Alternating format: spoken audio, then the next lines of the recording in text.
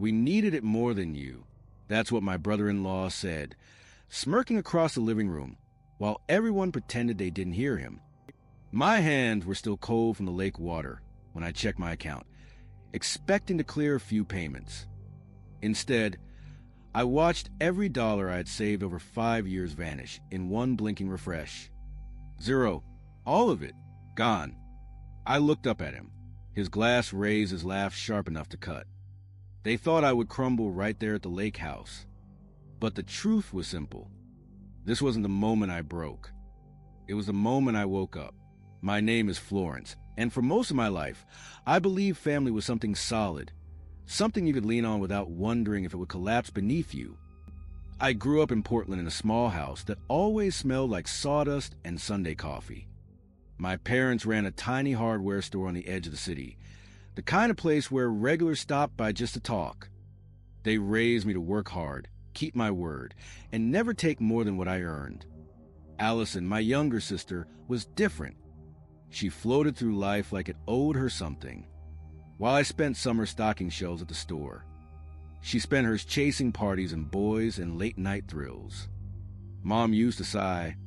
Dad used to smile. And I used to cover for her, telling myself she just needed time to grow up. But time didn't give us what we hoped for. Not long after I turned 25, a drunk driver ran a red light and took both of my parents in one instant. The world didn't just break, it hollowed out. We sat in the lawyer's office days later, numb, barely breathing, listening as he explained his state. A modest house, the store, and a small savings account. When everything was settled, Allison and I each received a portion. I put mine into the boutique I'd been dreaming of for years. She put hers into Kyle. He came into her life like a storm, loud, charming, too slick around the edges. The kind of man who talks fast, laughs hard, and carries himself like he's already won something he never earned. Within months, they were married. Within a year, Allison wasn't the same. Softer, quieter, always checking Kyle's expression before she spoke. I noticed, but she brushed it off. "He just wants what's best for us," she'd whisper, though she never looked convinced. The lake house reunion had been Uncle Robert's idea, a chance to reset as a family. I actually believed him. I loaded the car with snacks, folded sweaters, and that warm sense of hope you only get when you want things to be better. When I pulled up to the dock, the sunlight bounced off the water like a welcome. Emma hugged me first.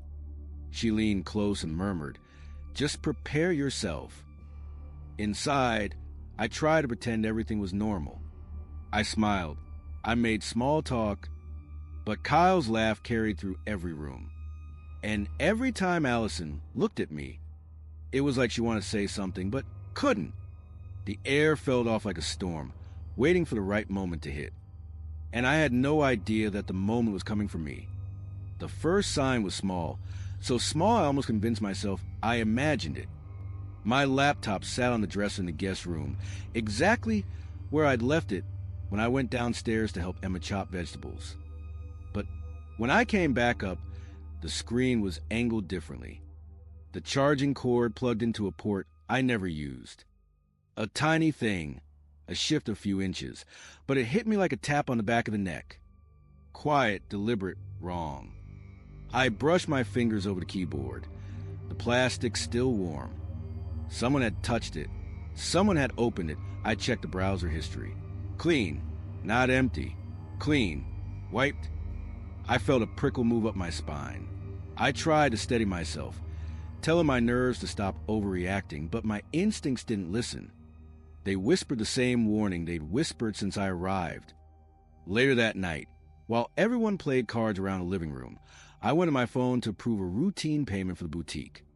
Instead of the usual confirmation, I saw a red banner payment declined. I frowned, tried again, and got the same message. That was unusual, but I didn't panic yet. Technical issues happen. It wasn't until morning that everything snapped.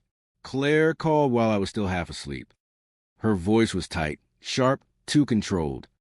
"Florence, the vendor payment bounced again, and your account shows insufficient funds." My stomach dropped.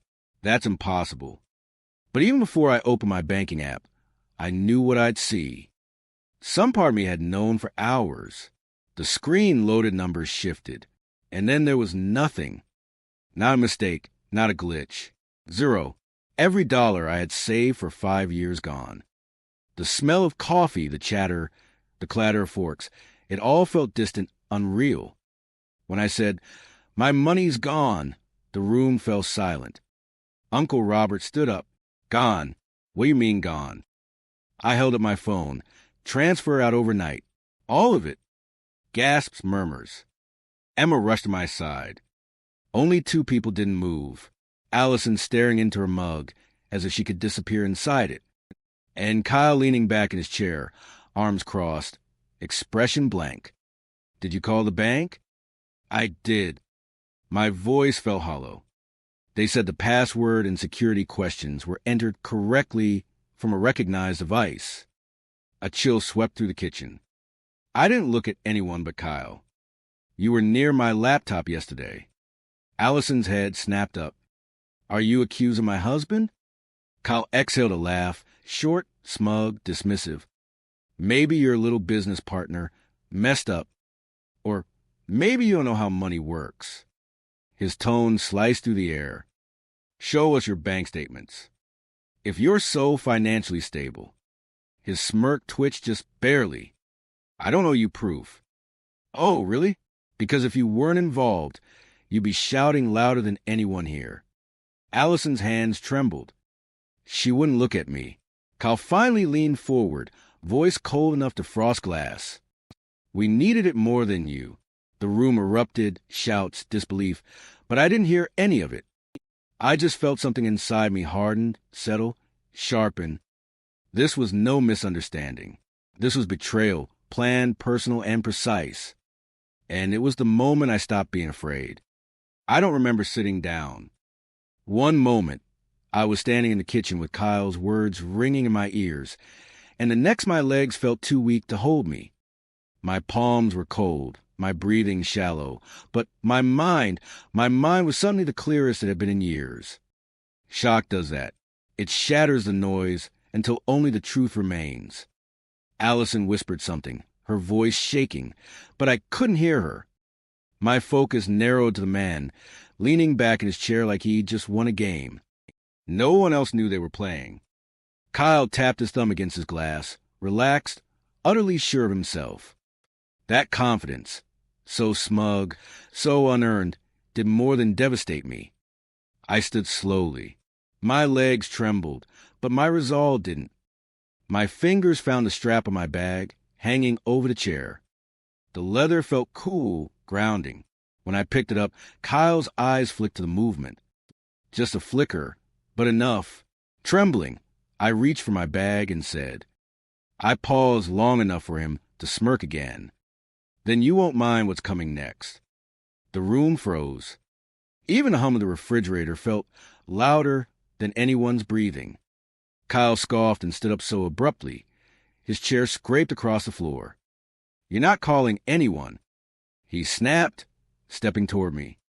Before he got close, Uncle Robert moved in front of him, shoulders squared. "Back off," he said, calm, firm, the kind of voice that had settled decades of family arguments. Kyle laughed in his face. "Oh, please." She's being dramatic. "The money's gone. Done. Buried. She'll never see it again." The look he gave me wasn't the look of a man bluffing. It was the look of a man used to getting away with things. The kind of man who counted on people staying quiet. Allison finally rose from her seat, voice cracking. "Kyle, please." He didn't even look at her. He grabbed her wrist like a handle and pulled her beside him. A gesture so quick and practiced my stomach turned. I took a step forward. "Allison," I said softly, "what's really going on?" Her eyes darted to mine, haunted, trapped. She opened her mouth, but Kyle's grip tightened. "We're leaving," he barked. "Get your stuff." "No one is going anywhere," I said. My voice wasn't loud, but it carried. "Not until I get every cent back. Or until the police get here." "Go ahead, call them." Tell them you lost your money. What are they going to do? Hug you? He thought this was still his moment. He had no idea it was already over. Because while he had been gloating, I had been remembering something he didn't know. 6 months earlier, after a hacking attempt on my boutique's network, I'd installed a quiet little security tool on my laptop. A tool that photographed anyone trying to access my files, logged keystrokes, stored device IDs, kept everything time-stamped. And if someone had used my laptop in the middle of the night, the evidence was already safe, already recorded. I pulled my phone from my bag. Kyle lunged, but Uncle Robert blocked him again. You won't mind what's coming next, I repeated softly. Then I made the call. The call barely rang once before the dispatcher picked up. I gave my name the address of the lake house and the words ongoing financial fraud with a steadiness I didn't know I still had. Kyle barked out a laugh, waving his arms like I had just performed a comedy routine. You're unbelievable, he said. Calling the police because you lost your little savings. Go ahead, do it. Maybe they'll send someone next week. But even as he mocked me, something shifted in the air. A current, a tension, a warning. Maybe he felt it too, because his smirk faltered not enough for anyone else to notice, but enough for me. I ended the call and slipped the phone back into my bag. We'll wait, I said simply. Kyle swung toward Allison. She didn't move. Her fingers curled into the fabric of her sweater knuckles whitening. Allison, I said gently.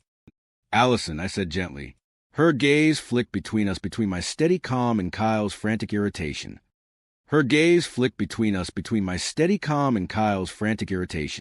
She opened her mouth, but he grabbed her arm again.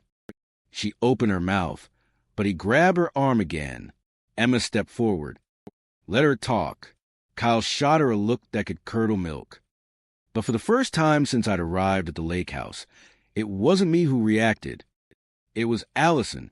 She wrenched her arm out of his grip, yelling, I'm tired, Kyle. I'm tired of lying for you. The room froze. Aunt Patricia gasped quietly. Uncle Robert's jaw tightened. Kyle stared at her stunned. Then anger rose in him like a tide. You stupid, he never finished the sentence. Because that was when the sound came. A loud, violent bang so powerful it shook the walls, rattled the windows, and sent a few picture frames crashing to the floor. Everyone flinched, even Kyle. Emma whispered, What was that? But I knew. Deep down, I knew. Seconds later, the front door flew open with a force that whipped cold morning air through the hallway. Heavy steps pounded across the wooden floor. Voices followed. Portland police. Nobody move. Kyle's bravado evaporated. His face drained of color as 3 uniformed officers entered the living room, followed by a woman in plain clothes, Detective Harmon. She held a folder in her hand. Florence, I stepped forward. That's me. She nodded, once eyes sharp and efficient. Your bank's cybersecurity team flagged suspicious transfers tied to your accounts. We received the alert and traced multiple login attempts from this location. Kyle found his voice stuttering. This is a misunderstanding. Someone hacked us. Uncle Robert's eyes drifted toward my guest room. Mine stayed locked on Kyle. He swallowed hard. Lots of people could have borrowed her laptop. Good, I said quietly. Then you won't mind what's in here. I handed Detective Harmon my phone. She opened the folder I prepared, scrolling through photos and timestamps. Photos the security software had taken. Photo after photo of Kyle sitting at my laptop typing with intense focus, the glow of the screen reflecting off his face. Every angle, every attempt, every keystroke logged. Detective Harmon's expression didn't change, but her voice did, firmer, colder. Mr. Henderson turned around. Hands behind your back. Kyle stumbled backward. No, wait. This is crazy. 2 officers grabbed him before he could bolt. He thrashed, shouting, Allison, tell them. Tell them I didn't, Allison. But Allison wasn't moving toward him. She was standing beside me, crying, but steady, stronger than I'd seen her in years. You know you did. Detective Harmon cut him off. Enough. They cuffed him. His wedding band clinked against the metal as his hand shook. You think you're free without me? You're nothing without me. Allison stepped closer, not to comfort him, but to deliver the quietest, sharpest blow. I was nothing with you. His face twisted, his bravado crumbled, and for the first time since I'd met him, Kyle looked afraid. As they dragged him toward the door, he shouted my name like it was an accusation.